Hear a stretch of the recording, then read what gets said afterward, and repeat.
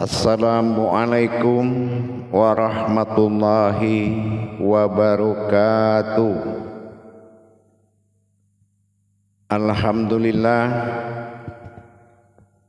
Alhamdulillahi rabbil alamin. Assalatu wassalamu ala asrafil anbiya'i wal mursalin Sayyidina wa maulana Muhammadin. Ashhadu an la ilaha illallah wa ashhadu anna Muhammadar Rasulullah. Allahumma salli ala Sayyidina Muhammadun musyabihil wal ikram ya wal jalila wal ikram wa tahirin wal mujahidina amma ba'du. Ibadullah wa ittaqullah. Bersyukur kita kehadiran Allah dengan mengucapkan alhamdulillahi rabbil alamin atas segala limpahan karunia rahmah dan hidayahnya, serta dengan izin dan ridhonya kita dapat menjalankan amanahnya, beramal dan beribadah zahir batin dunia dan akhirat. Bersalam kita takkan terlupakan, marilah sama-sama kita sampaikan kepada junjungan kita Nabi Allah Nabiul Akhirul Zaman Rasulullah Muhammad sallallahu alaihi wasallam. Atasnya kalimahnya kita kalamkan dengan membacakan Allahumma sholli ala Sayyidina Muhammad wa ala alihi Sayyidina Muhammad. Alhamdulillah bertemu lagi dengan saya Guru Mursyid Syekh Nur Muhammad Buya Irwan Maulana Al-Khalidi, Pasaman, Sumatera Barat. Tentunya dalam rangka meningkatkan iman dan takwa kita kepada Allah agar terijabah segala perbuatan ibadah kita.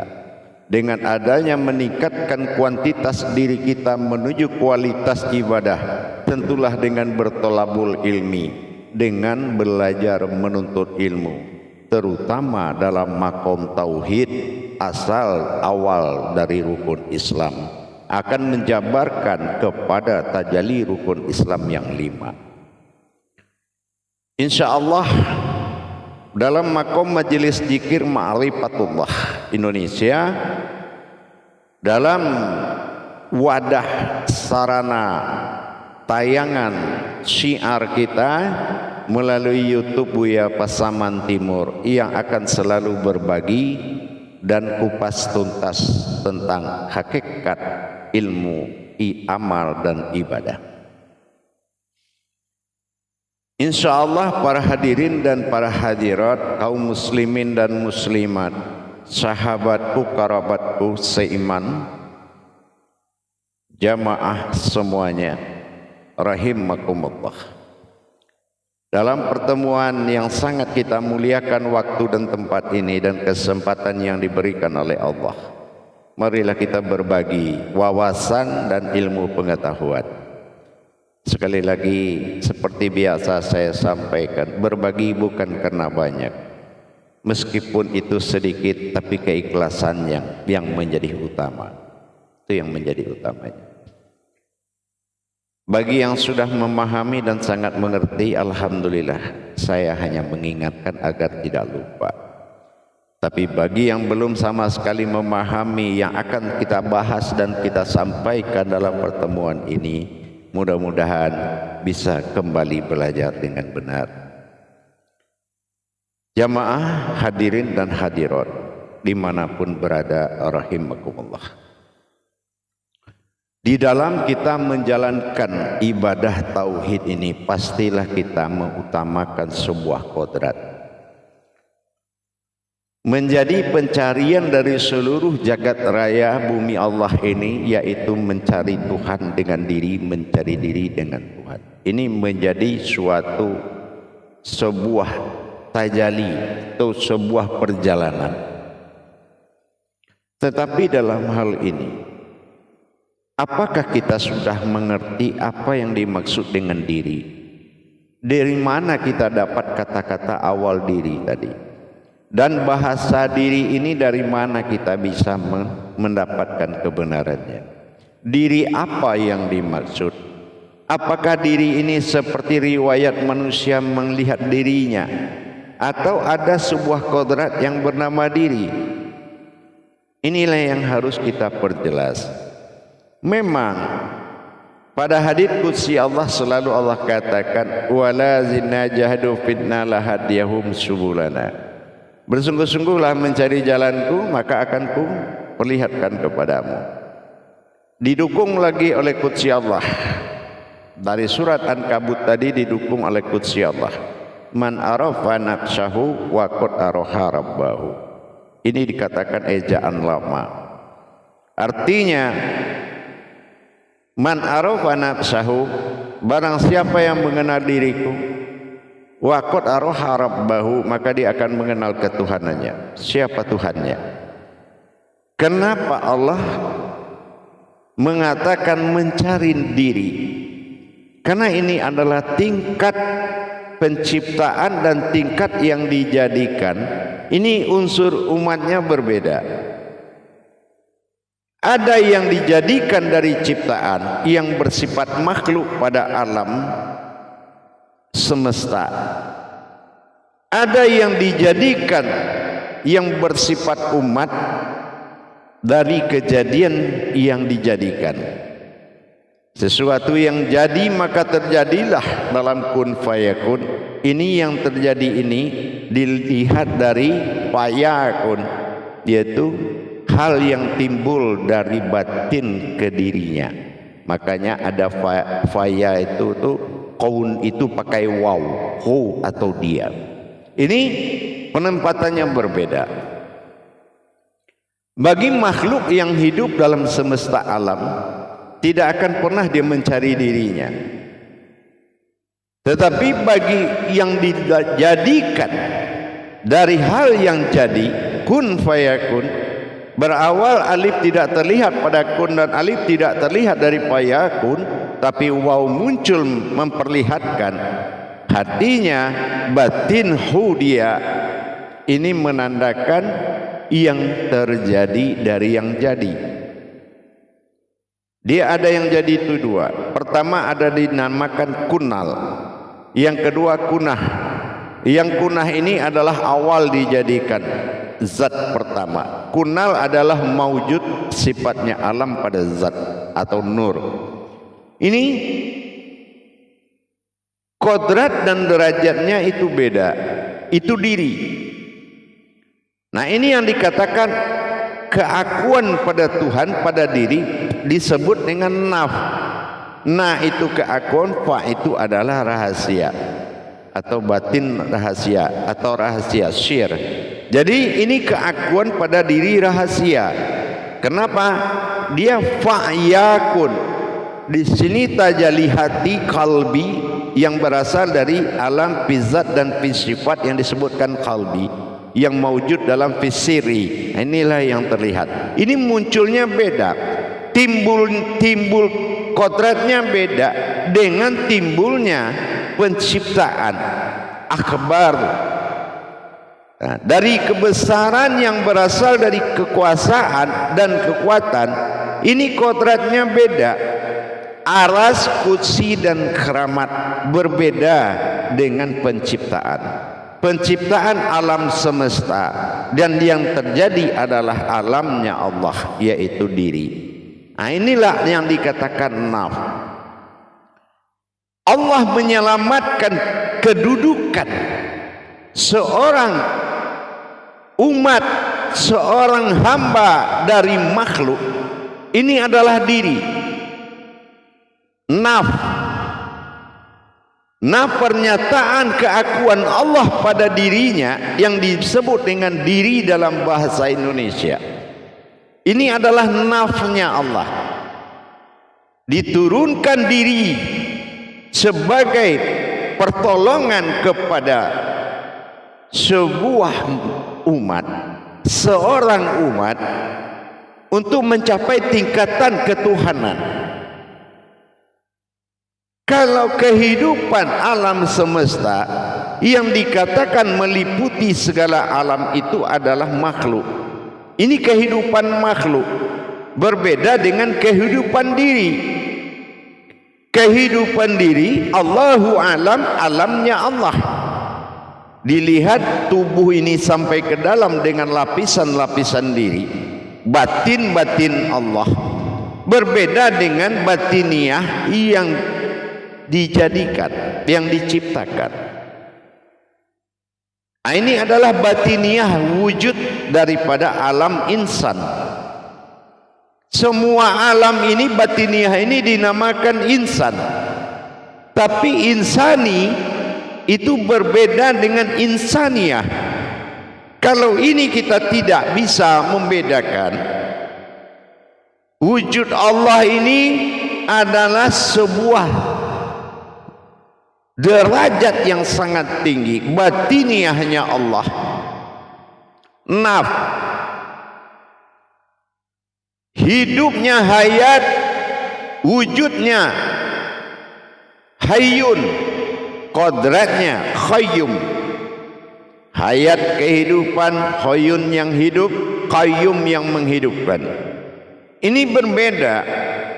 Nafkah, kehidupan, rezeki, maut, semua itu beda dengan penciptaan, keinsaniahan alam makhluk bagi Allah. Itu berbeda, jauh sekali bedanya. Tidak ada kalam Allah yang mengatakan wa fi anfusikum afala tubsirun, itu ada di pada alam semesta. Beda dengan kodrat, pernyataan ada di dalam diri, tapi diri yang mana? Nah ini, jadi apa yang dikatakan kodrat diri? Diri itu adalah naf. Naf itu keakuan pada rahasianya. Na'fa, keakuan pada rahasianya. Ada nafas. Nah ini batin. Ini nama kodrat batin rahasia Allah. Nah, ini yang dikatakan naf atau diri kalau dalam ejaan kita bahasa Latinnya. Ada nafas pada tubuh, ada nafas pada batin, ada nafsahu pada diri, ada nafsu pada alam, dan nafsihi pada kodrat wujudnya. Banyak batin-batin yang berkodrat diri atau naf. Inilah yang menyelamatkan apabila memang kita mencari diri dan Tuhan, dapat diri ketemu Tuhan, dapat Tuhan ketemu diri. Ini naf namanya. Ya, ini naf. Jadi kita menjalankan mana kodrat diri, naf atau deretan batin kata Allah tadi. Nafas, tanafas, ampas, nufus, dan tajali diri lainnya. Ini sudah berangkat kepada kehambaan. Tapi kalau di alam semesta dalam penciptaan, itu sudah mencakup kepada makhluk. Ya, itu sudah mencakup kepada makhluk. Nah, jangan-jangan karena kita tidak mencari uluhiyah diri kita yang berasal dari Allah kembali kepada Allah. Inna lillah, dari Tuhan kembali kepada Tuhan. Tidak dapat kodrat diri, maka bisa jadi kita terlempar jauh kepada kehidupan makhluk. Ya.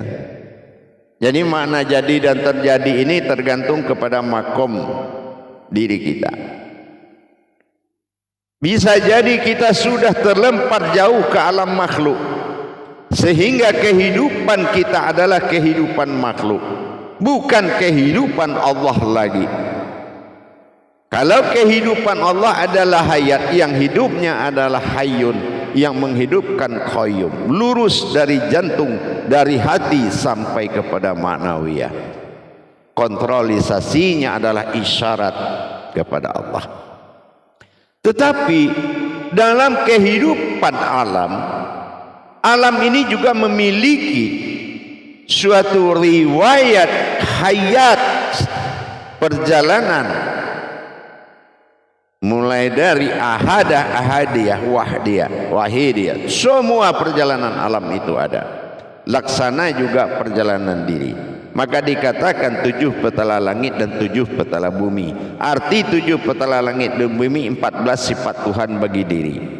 Bagi yang dikatakan diri disebut dengan hakikat, dan bagi kehidupan alam disebut dengan syariat. 14 kehidupan ma'nawiyah dan ma'ninya Allah. Tetapi itu kehidupan, namanya sifat. Tapi bersifatnya sifat pada sifat itu menandakan perbedaan derajat kodrat diri.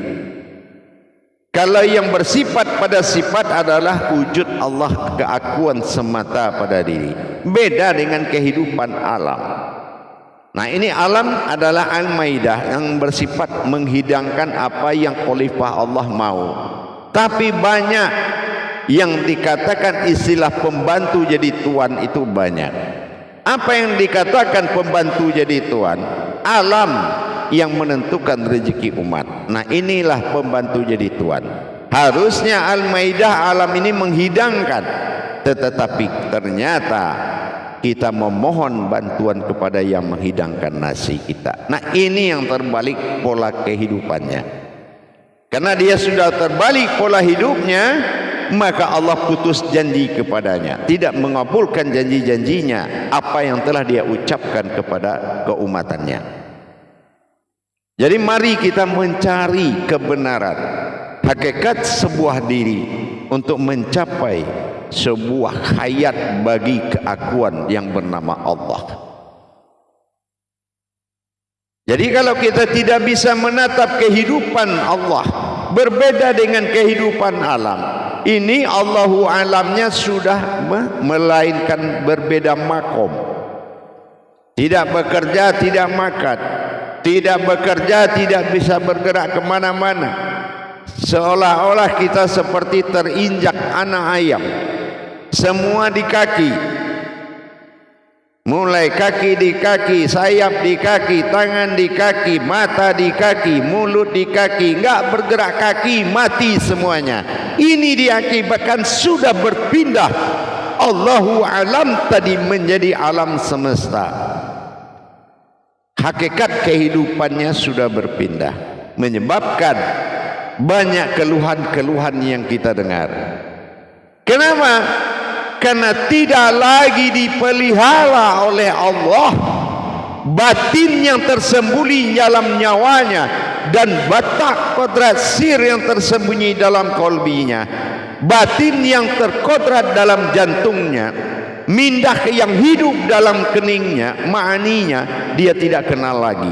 Otomatis putus hubungannya dengan tauhid ilahiyah, maka putus segala petunjuk, putus wahyu, putus ilham, putus laduni, putus irhas, putus khodam. Yang tinggal apa? Sebuah wujud yang berdaging dan bernapas. Ini yang kita khawatirkan jangan terjadi. Maka selamatkan diri kita, hidup kita dengan diri, hayatnya diri. Hidup manusia hayatnya diri. Kalau dia tidak mendapatkan diri, ini yang dikatakan batinnya Allah tadi, nafnya tadi, maka dia tidak akan pernah mengetahui siapa Tuhannya.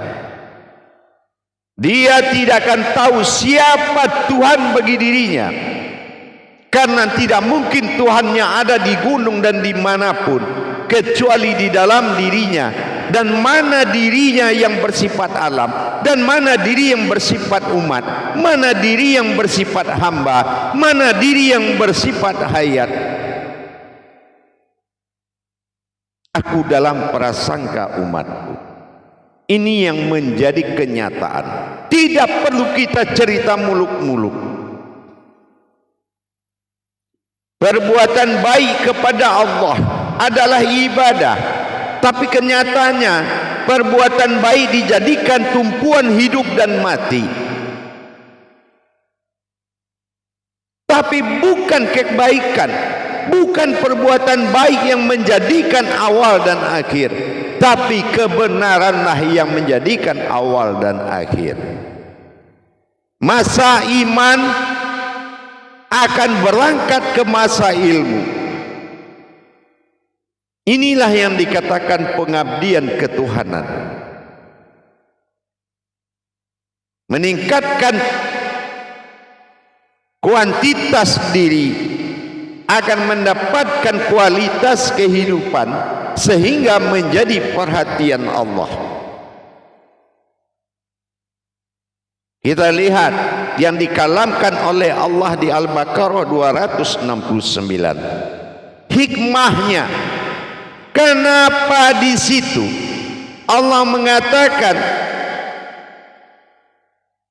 tidak akan kuberikan hikmah atau paham tentang sunnah dan diriku kepada orang yang tidak ku kehendaki, tapi akan kuberikan kepada orang yang ku kehendaki. Kenapa 269 bicara begitu Al-Baqarah? Karena di 268 sangat jelas dikhawatirkan manusia itu bertuhan karena ditakut-takuti oleh setan. Takut miskin, takut mati, takut kehilangan, dan ketakutannya melebihi takluknya ke Tuhan. Maka dia beribadah. Nah, inilah yang sia-sia tadi. Tidak lillahi ta'ala. Kalau tahu dia lillahi ta'ala, lillah adalah jalan, ta'ala adalah Tuhan, dan jalan Tuhan itu adalah dirinya, maka dia perbaiki dirinya untuk bisa dia mendapatkan Tuhannya. Itu yang benar. Bukan dengan menambah perbuatan baik yang berulang-ulang dilakukan tanpa tahu kebenarannya.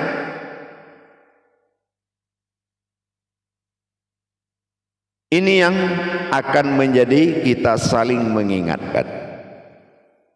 Kadang-kadang kita ada kebanggaan yang melebihi ria, dipercontohkan kepada kita yang dimanuti oleh semua umat karena kebutuhan ilmu, tapi kita melayani mereka seolah butuh kita, bukan butuh ilmu. Karena apa? Kita lebih membesarkan diri daripada ilmu Allah yang diamanahkan. Ini celaka 12.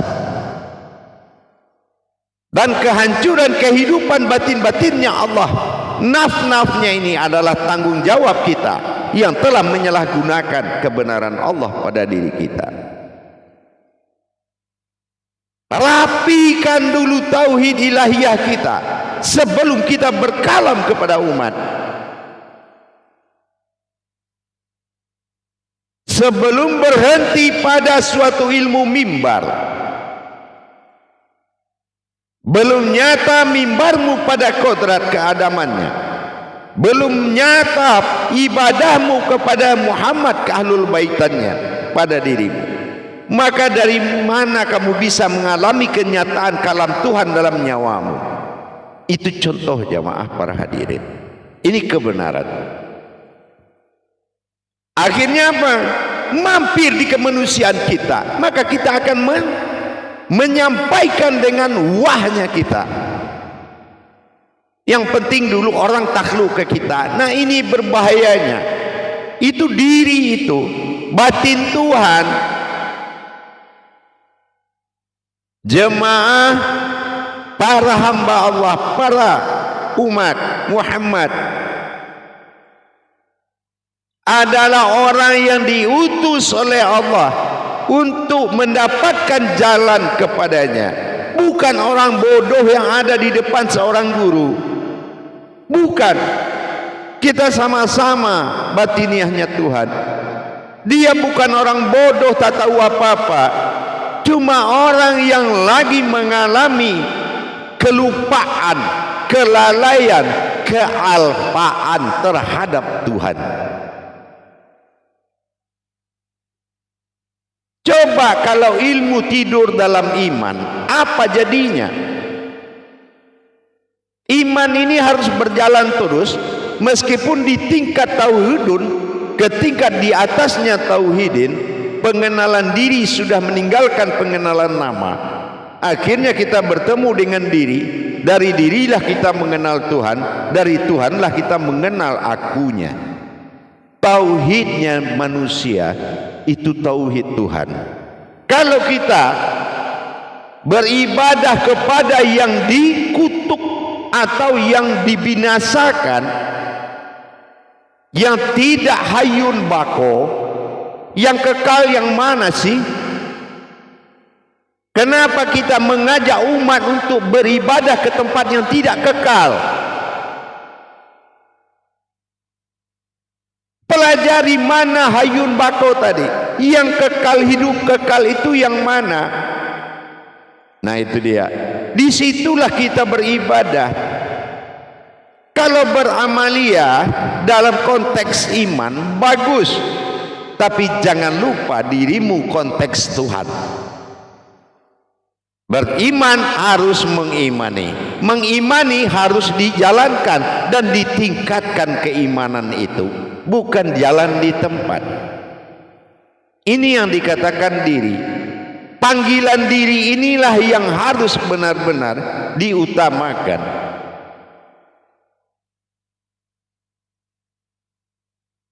Para hadirin kaum muslimin dan muslimat rahimakumullah dimanapun berada, marilah kita sama-sama meningkatkan kuantitas diri kita kepada Allah,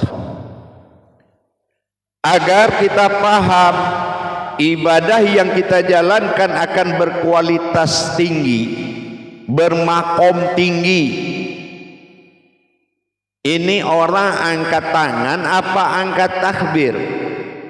Kalau angkat tangan menyerah, kalau angkat takbir menyerahkan diri, bukan pasrah. Kalau mengangkat tangan itu namanya pasrah, tapi mengangkat takbir menyerahkan diri. Karena diri awal mula jadi adalah Tuhan, ilah ba'dal tunggal wahid mula jadi. Itu yang dimaksud dengan diri, awal diri. Kita ditanamkan 3 tiang oleh Allah. Tiang awal diri, tiang nama diri, tiang kembali diri. 3 alif. Mau an in un, mu a i u, mu ha hi hu. Silakan cari. Pastikan di situ. Dengan kita meningkatkan kuantitas dan kualitas tadi, belajar kepada guru yang hak, bukan guru yang pintar, tapi guru yang bikin kamu pintar. Itu yang dicari. Dan keulamaannya apa? Sudah mencapai tauhid ilahiyah, tauhid goibiyah, atau tauhid siriyah? Pelajari dulu dengan kita bertanya dengan baik. Bukan melihat penampilan seorang guru, tapi melihat kadar ilmu. Fa'alamnahu min laduna ilma. Ilmu yang turun dari aku itu, kata Allah, itu yang ditemui dulu dalam mencari seorang guru.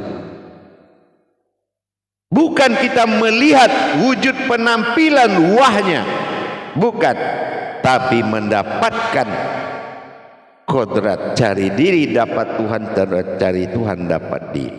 Insya Allah selalulah kita berjuang, wahai saudaraku yang butuh Tuhan. Cepatlah kembali kamu kepada tauhid dirimu. Segeralah kembali kepada tauhid dirimu. Sambungkan dirimu kepada uluhiyah dirimu. Jadi insya Allah segala ketidakmampuanmu akan diatasi oleh Allah. Tapi kalau kamu bertahan sebagai makhluk yang akan bertuhan, sama artinya kamu minta tanduk kepada kuda, tidak akan pernah ada. Tetapi kalau tingkat keumatan dan kehambaan kamu jalankan iman kita, insya Allah Mencari diri dengan diri, kalau bertemu bukanlah diri tetapi sesuatu yang berdiri, tidak punya nama dia lagi. Nah, inilah tujuan. Sesuatu yang tidak diberikan nama lagi. Mencari diri dengan diri, bertemu bukan diri tetapi sesuatu yang berdiri. Di situ kita akan kenal nanti, insya Allah. Maka jangan kita terlena dengan perbuatan dan kalam-kalam yang tidak memberangkat dan memperjalankanmu, yang tidak memberangkat dan memperjalankan ruhanimu. Maka berhentilah untuk bisa mendapatkan suatu ahli diri, amirul mukminmu, untuk menyelamatkanmu dan keluargamu.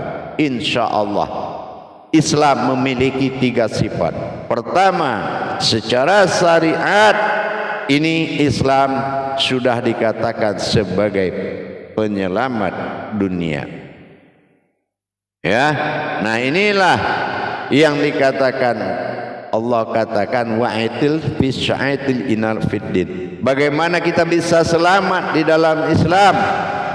Insyaallah tekunilah, ya, tekuni, insyaallah mudah-mudahan kalau kebenaran itu selalu menjadi pencarian dan patokan kita, bukan jalan-jalan yang membuat kita besar, tetapi membuat kita takluk kepada jalan tersebut, yaitu diri kita sendiri. Jadi kalau sudah memahami mana nafnya Allah, barulah kita bisa memperjalankannya. Begitu, insyaallah mudah-mudahan bermanfaat. Tingkatkan selalu tauhid ilahiyahnya, bagaimana kita bisa muqarrabin, ya, menyatu gitu ya. Insyaallah mudah-mudahan menjadi sebuah jiwa dan raga, zahir dan batin, dan tempat dia bersifat. Insyaallah kemuliaan Tuhan ada pada dirimu. Tapi sebelum diri itu dapat, belum kita bisa menikmati kemuliaannya. Barakallahu ya karim, ya rahman, ya rahim. Semoga bermanfaat buat kita bersama. Akhirul kalam, wabillahi taufiq wal hidayah. Assalamualaikum warahmatullahi wabarakatuh.